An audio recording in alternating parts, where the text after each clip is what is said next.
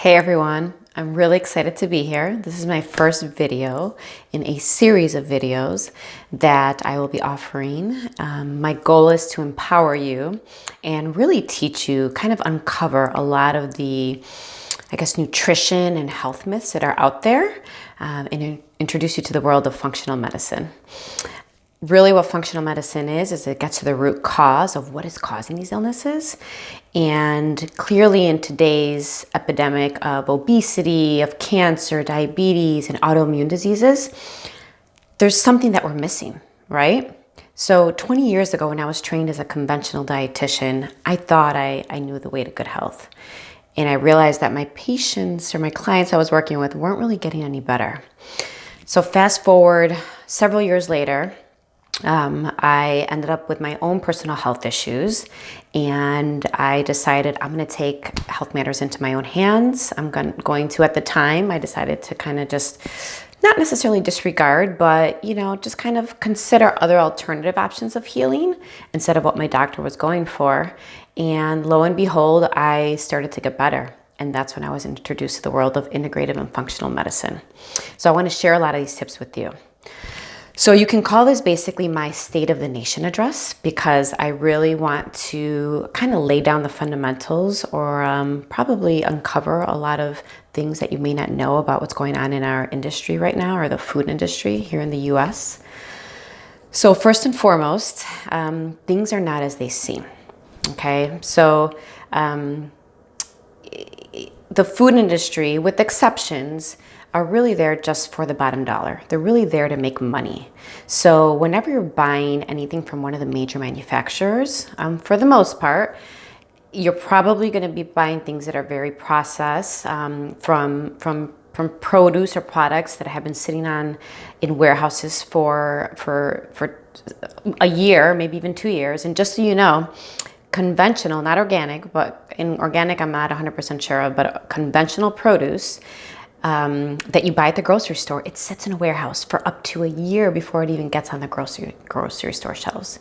So that, I remember when I learned that, I was like, wow. I mean, just think about the nutritional value that declines over that time. I mean, just nutrients don't stay stable over that long of a period, not to mention with all the waxes and just different chemicals that they spray to make sure that the produce stays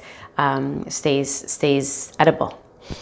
So anyways, going back to the food industry, whenever you buy anything really just packaged, a lot of times they're going to use just the cheapest oils. It's going to be harvested from crops that have been sprayed with chemicals, whether it's herbicides, pesticides. It may have runoff of antibiotics from the water that was used for irrigation. Who knows? So it's definitely, the quality is very poor. Not to mention it's just lacking in a ton of nutrients. So I think the first thing I can tell you to kind of get on the right path to health, and help you either prevent or treat the issues that you have, is number one, just try to eat as close to the whole food natural state as possible. And I get it, we live in America and we live in a very busy society, and we're not always able to eat great, clean, whole, natural food meals. But if you can do that most of the time, maybe 75% of the time, let's even start with 25 or 50%.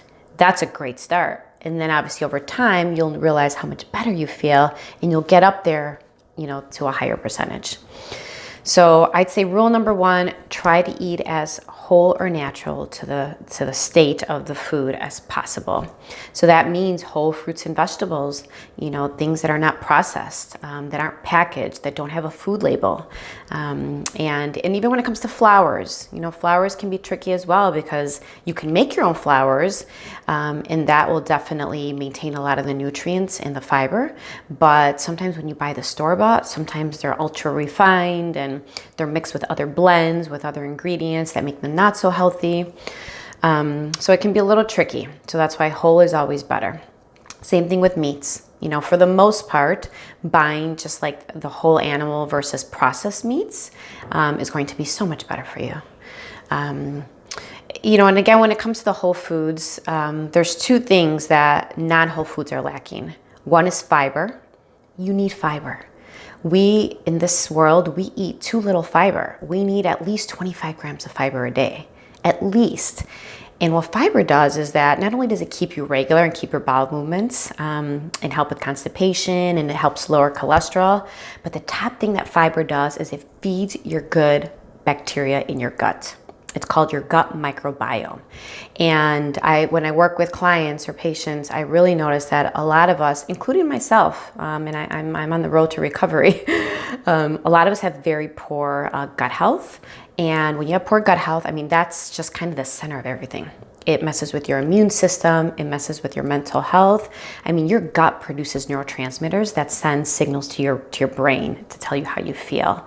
Your gut, in the food that you give it, the bugs in there, the good bugs, also produce different vitamins. I mean, it's fascinating. So without that good gut bacteria, you're going to definitely be deficient in a lot of areas, which is why, sometimes we just don't feel as vibrant as we should. Okay, so that's fiber. The other reason why a whole foods diet is so much better for you is just the nutrients. Again, when you refine products or you buy something that's packaged, that's been super old on a shelf or in the factory, the quality of the nutrients is just not there. So, you think you're getting 100% vitamin C, but really you might only be getting 50 or 20%, and so forth. So you get the idea. You're not getting, the optimal nutrients that you could be getting if you were eating whole foods. So now, going a step further, okay, let's talk about local or organic produce. So I'll be honest, I was a naysayer several years ago when it came to organic products. I just didn't get it. I thought I was doing fine, I didn't have any health conditions, and I didn't see the need to spend money on organic products or produce. I totally get it now. And the research backs me up, 1,000,000%. So again, I kind of touched on this a second ago, but when you buy produce or things that aren't organic, not only are, the materials, I guess I can say materials, or the ingredients that are used for the products, older and lower nutrients, but if they were grown in today's industrial agricultural way, they're laden in just chemicals. I hate to say that. And these chemicals affect our body, affect us in so many ways. They could be carcinogenic and causing cancer. They can be neurotoxic and affect just our nervous system. They actually deplete the minerals in the foods when they're sprayed with pesticides. So those foods actually have less nutrients in general, vitamins and minerals. And then they also, they can be endocrine disruptors. So they can affect our thyroid, they can affect our pancreas and our insulin, they can affect our adrenals, they overall affect our fertility. That's why so many of us nowadays are having fertility issues, myself included. I have that issue. So these chemicals are just, depending on your genetic predisposition, are going to affect you in different ways. And when it comes to genes, just remember, you aren't what your parents were. You aren't your genes. I know nowadays we can do a lot of genetic testing. Just because you have the gene for something doesn't mean you're going to get it. You have that control. It's the field of epigenetics and nutrigenomics, that the food that you eat actually turns on and off genes in your body. And epigenetics is the field where your environment turns on and off your genes. So it's fascinating to know that you actually have the ultimate in the say in what your genes do.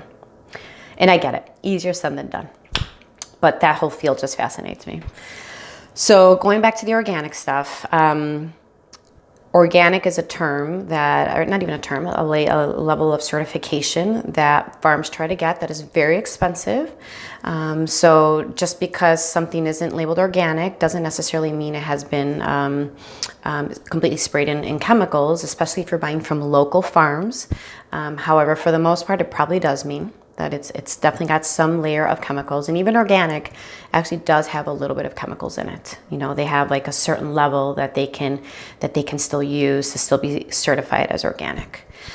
So I really encourage you, if you can, to try to buy organic. Try to buy local as well. I'm in Chicago right now. It's winter. Local produce just ain't happening. But I used to live in California, where I was able to get local produce year round. It was amazing. And a lot of the farmers out there couldn't afford the National Organic USDA certification. So if you buy local, just because it's not certified organic doesn't mean they're not trying. So always ask, because in a lot of cases, they're actually growing and serving organic produce without the certification. Local produce is also really good too because it helps fight against allergies and prevent allergies.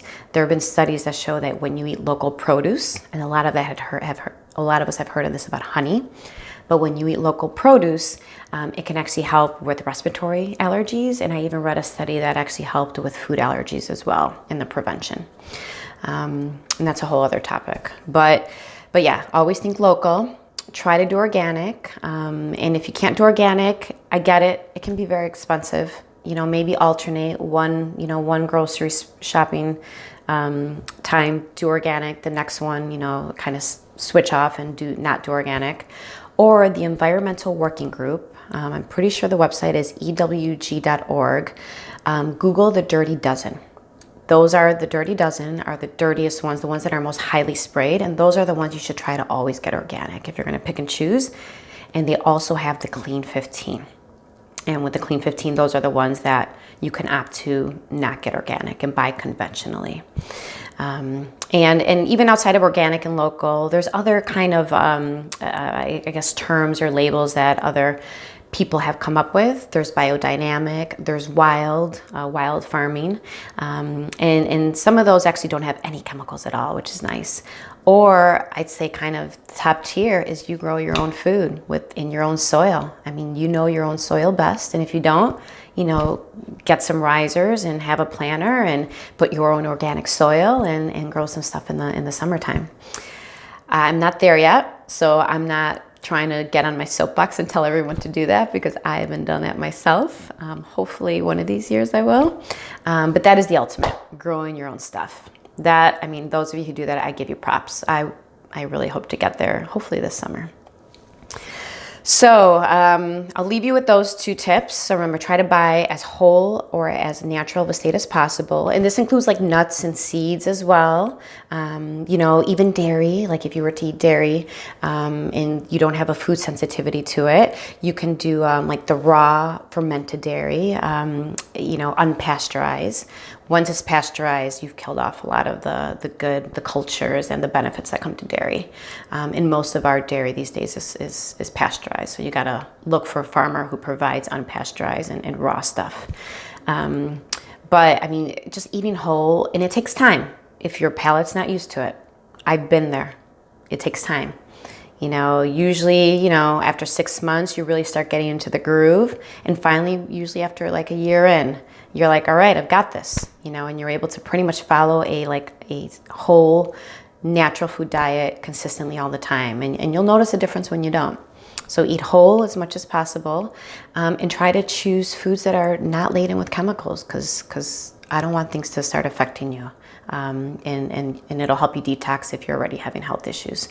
So try to choose organic or local, grow your own stuff as much as possible. So I know this video is kind of long. I'm using YouTube as kind of my soapbox platform. You'll get longer pieces of education here. If you want shorter pieces, you can visit me on TikTok where you'll see me dancing. Just kidding. I haven't started dancing on TikTok. I don't know that I ever will. But TikTok, I have a few quick things up there. I've got Instagram and Facebook as well. For all of them, my handle is The Mad Dietitian. And dietitian is with 2 T's, not a T and a C. All right, everyone. All right, looking forward to seeing you on the next one. Thanks.